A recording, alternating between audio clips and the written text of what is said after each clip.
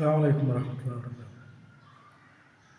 പിന്നെ നമ്മൾ പാസ്റ്റ് ലൈഫിലേക്ക് നോക്കാം.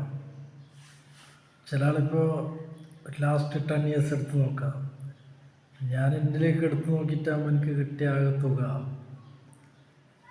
നമ്മൾ തിന്നതും എൻജോയ് ചെയ്തതും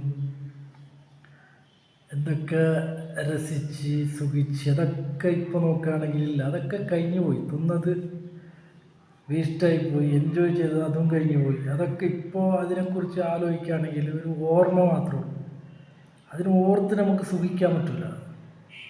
പക്ഷേ ഫൈനലി എനിക്ക് കിട്ടിയ സന്തോഷം എന്ന് വെച്ച് കഴിഞ്ഞാൽ മാഷാ അല്ലാഹ് അൽഹംദുലില്ലാ, ഒരു 6 വർഷം അള്ളാഹിനോട് തൗബ ചെയ്ത് ഒരു എന്താ പറയുക, കുറ്റബോധത്തിൽ ജീവിച്ച ഈ ജീവിതം, അള്ളാഹ്ക്ക് റസൂലിന് വേണ്ടി ജീവിച്ച ജീവിതം, ഇത് നോക്കുമ്പോൾ മാഷാ അല്ലാഹ് ബാക്കിയാണ്. കാരണം അള്ളാഹു റസൂലാണല്ലോ ബാക്കിയുള്ളത്. ബാക്കിയൊക്കെ നശിഞ്ഞു പോകുള്ളൂ. അത് വിശ്വസിക്കുന്നവർക്ക് കേട്ടാ, വിശ്വസിക്കാത്തവർക്ക് ഇതൊന്നും ബാധകമല്ല.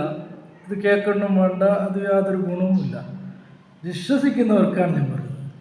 മാഷാ അല്ലാഹ്, ഇപ്പം എനിക്ക് എന്താണ് സന്തോഷം, ഈ 6 കൊല്ലത്തെ എൻ്റെ ഹബീബ്, എൻ്റെ റബ്ബ്,